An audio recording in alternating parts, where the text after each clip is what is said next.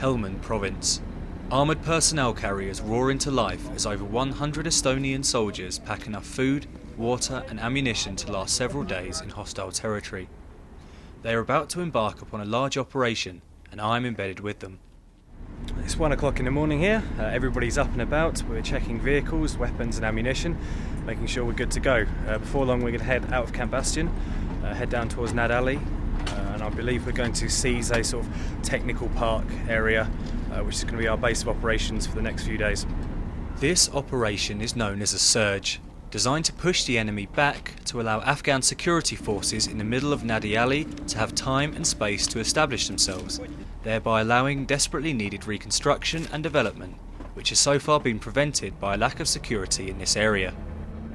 Attached to the Estonian company are several British soldiers, who specialise in radio communications and providing support for soldiers on the ground. Yeah, we could go in there and be fighting for the next 3 days, or we could go in there and have absolutely nothing. Sometimes the Taliban will stand and fight, other times they'll bug out.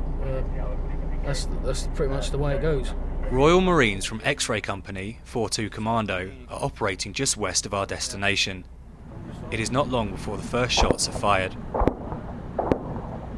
Reports begin to flood in that some enemy fighters have been killed. One RPG gunner killed and was found in the canal, and one times RPG gunner was wounded, moving into compound west of their location. So the surge operations had its first action of the night.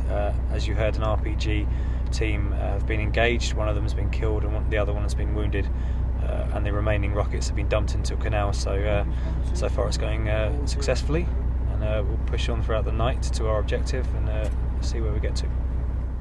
After several hours of driving, the sun begins to rise.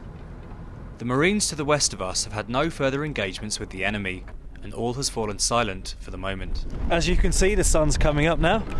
We've been driving all night.